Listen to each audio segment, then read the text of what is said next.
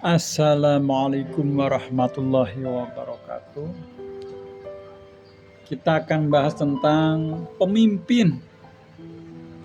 Pemimpin yang baik seperti apa sih? Kita tentu saja harus tahu pemimpin yang baik dan pemimpin yang tidak baik. Mari kita pelajari bersama-sama tentang pemimpin yang baik.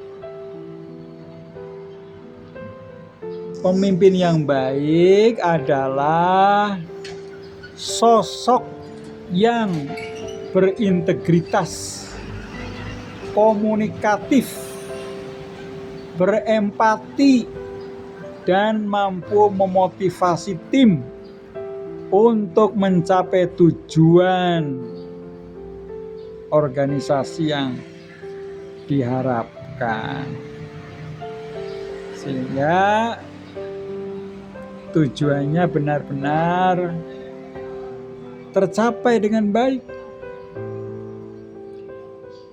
Mereka berfungsi sebagai panutan atau role model, dapat dipercaya, bertanggung jawab, serta membangun kerjasama tim yang kuat melalui pengaruh positif, bukan paksaan, bukan terpaksa. Tentu saja mempunyai karakteristik pemimpin yang baik. Apa saja diantaranya adalah integritas dan kejujuran, konsisten antara prinsip, nilai, tindakan, dan sebagainya.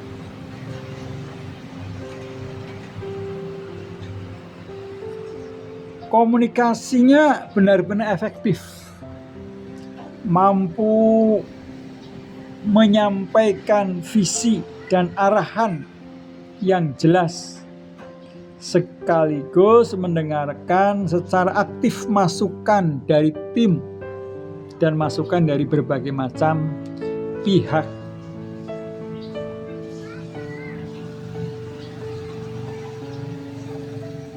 Lalu apalagi? Empati dan kecerdasan emosionalnya benar-benar sudah maksimal.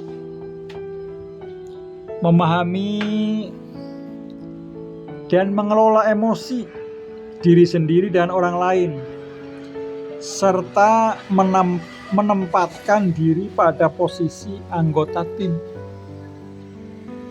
Pemberdayaan dan motivasi,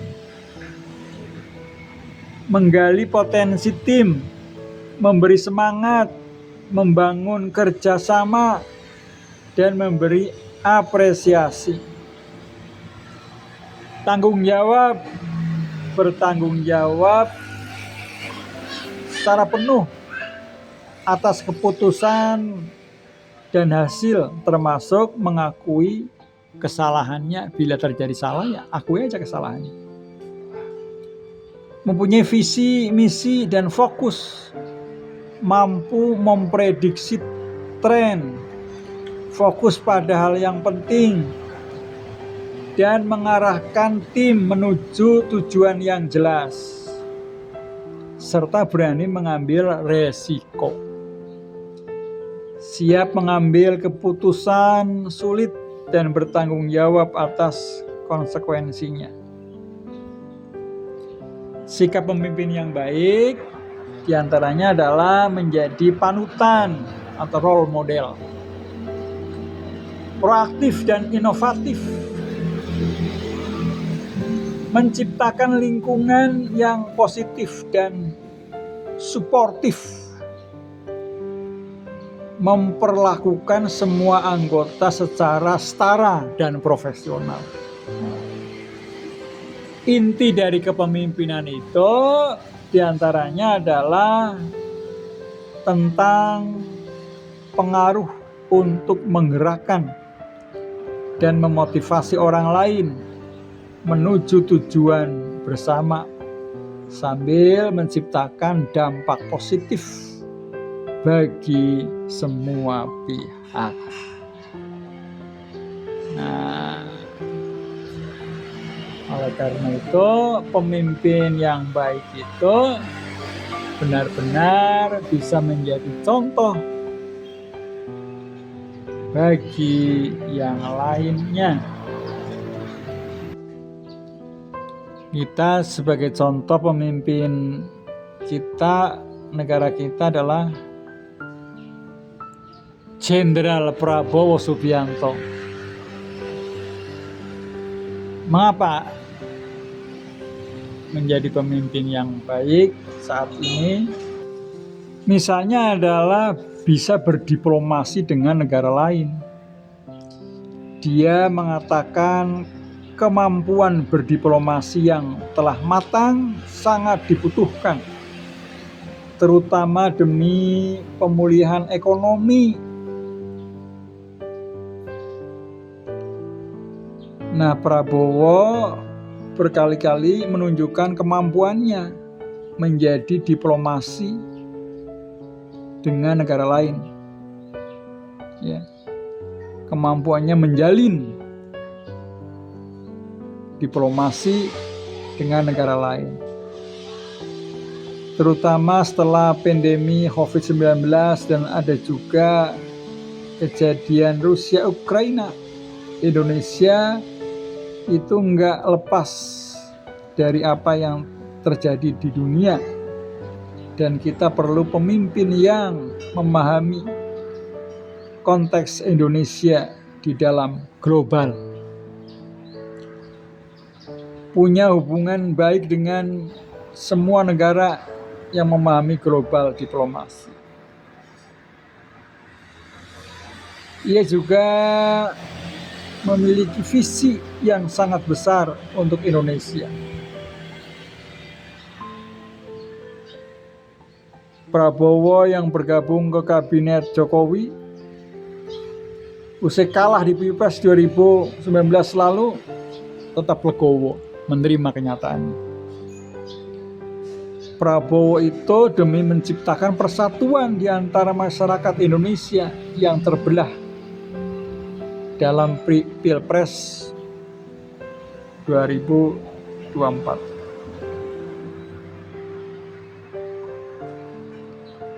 Pak Prabowo sudah menunjukkan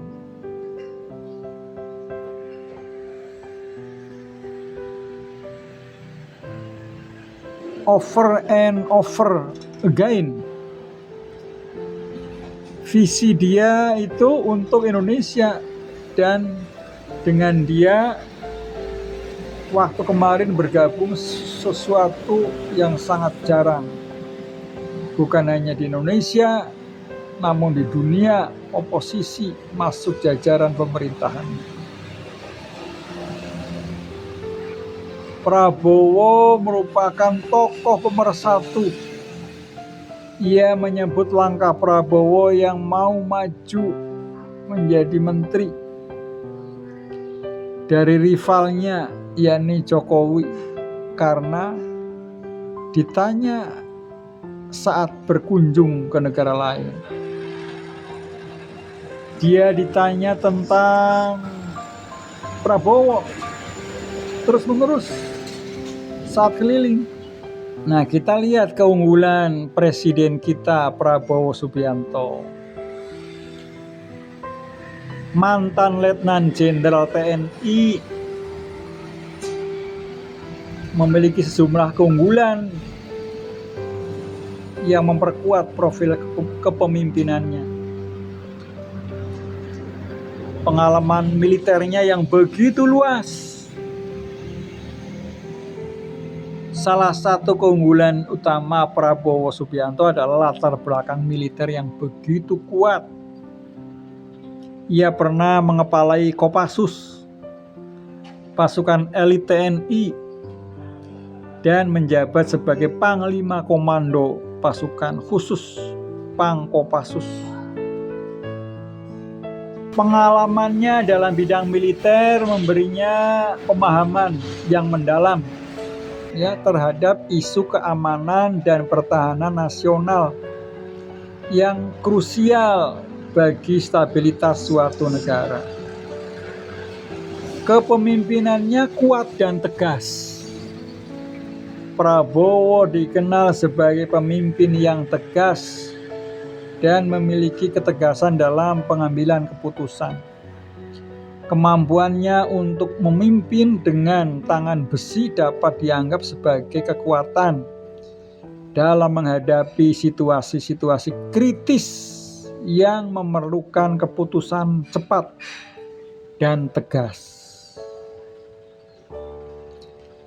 Keterlibatan dalam pembangunan nasional sangat pengalaman. Selain pengalamannya di bidang militer, Prabowo juga telah terlibat dalam sektor pembangunan nasional. Sebagai Menteri Koordinator Bidang Politik, Hukum, dan Keamanan di Kabinet Indonesia Bersatu, ia memiliki wawasan langsung tentang dinamika politik dan administrasi pemerintahannya. Ya, kebijakan pemberdayaan ekonominya juga sangat kuat. Prabowo memiliki fokus pada kebijakan pemberdayaan ekonomi yang bagus.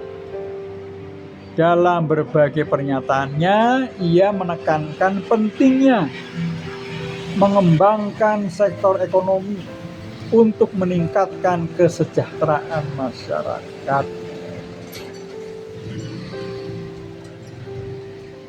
Agenda ini mencakup upaya untuk menciptakan lapangan kerja baru, mengurangi ketidaksetaraan, dan meningkatkan daya beli masyarakat. Kedekatannya dengan masyarakat dan budaya lokal. Prabowo dikenal sebagai sosok yang mendekat dengan masyarakat dan memiliki pemahaman mendalam terhadap budaya lokal. Kepemimpinannya untuk mengkomunikasikan dengan berbagai ragam lapisan masyarakat dapat menjadi kelebihan dalam meraih dukungan yang luas. Kecintaan terhadap tanah air, sifat nasionalisme sudah tidak bisa diragukan lagi. Kenapa demikian? Karena memang latar belakang militer yang sangat kuat.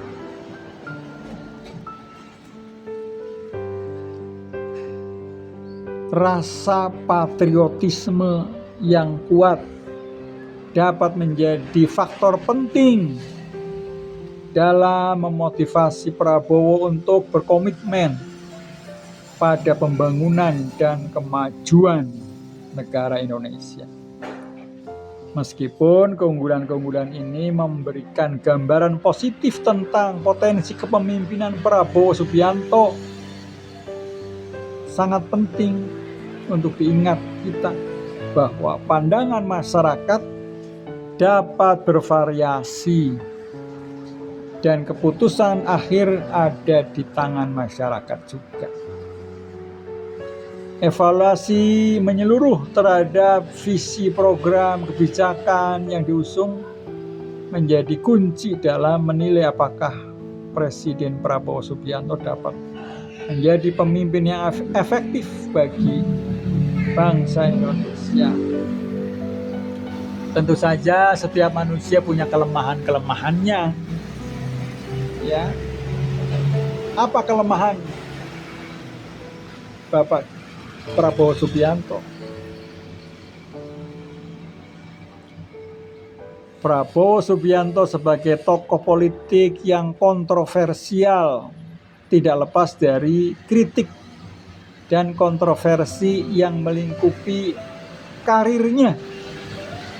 Meskipun memiliki sejumlah keunggulan, terdapat juga kekurangan yang perlu dipertimbangkan ketika memahami profil kepemimpinannya. Kontroversi hak asasi manusia, HAM, Salah satu kritik utama yang sering dilontarkan terhadap Prabowo Subianto adalah terkait dengan peran dan keterlibatannya dalam sejumlah insiden pelanggaran HAM di masa lalu. Tragedi di Timor Timur dan keterlibatannya dalam berbagai operasi militer telah menimbulkan kekhawatiran terkait hak asasi manusia yang bisa menjadi beban berat bagi citra kepemimpinannya. Prabowo telah menjadi calon presiden pemilihan presiden sebelumnya, tetapi tetap masih ketika itu kalah, tidak meraih kemenangan di pemilihan presiden, yaitu pemilu pada tahun 2014 dan 2019. Meskipun ia meraih dukungan signifikan, namun belum meraih kemenangan saat itu. Keberhasilan untuk meraih dukungan yang lebih luas dan memenangkan pemilihan presiden menjadi tantangan tersendiri di masa yang akan datang. Kontroversi pernyataan politik. Beberapa pernyataan politik Prabowo telah menjadi kontroversi di tengah masyarakat.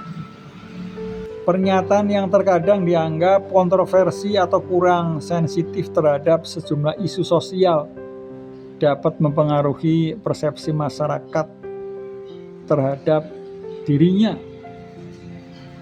Tantangan konsolidasi dukungan partai. Prabowo pernah menghadapi tantangan dalam konsolidasi dukungan di dalam partainya.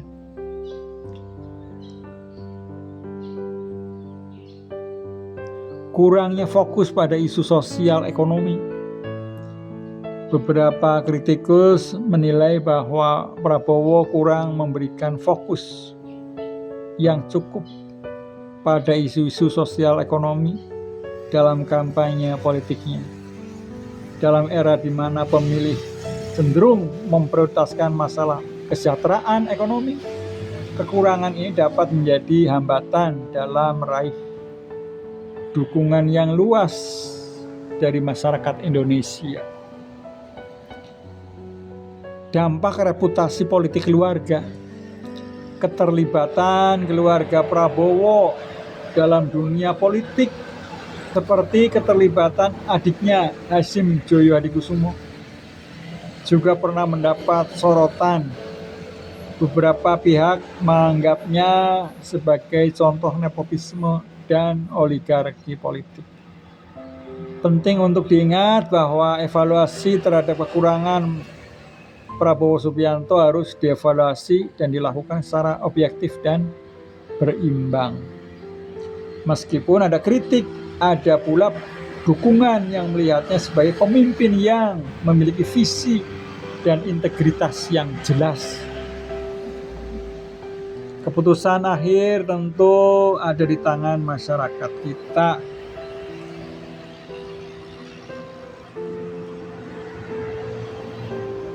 Tentu saja manusia punya kekurangan dan kelebihan masing-masing, bahkan punya kesalahan dan dosanya. Kullu bani Adam khata'un wa khairul khata'ina tawwabun. Setiap anak turun Adam pasti pernah salah dan berbuat dosa. Sebaik-baik manusia adalah yang menyadari kesalahan dan dosa itu dan berusaha untuk memperbaiki. Itulah tentang pemimpin yang baik. Kita harus mencontoh Rasulullah Sallallahu Alaihi Wasallam sebagai uswatun hasanah, contoh baik yang baik. Sidik, amanah, tabligh, fatonah, itulah pemimpin yang baik yang harus kita ikuti sehingga kita melaksanakan apa-apa yang menjadi perintah Allah dan tinggalkan apa yang menjadi larangan Allah Subhanahu wa Ta'ala. Dari saya Subsian, Assalamualaikum warahmatullahi wabarakatuh.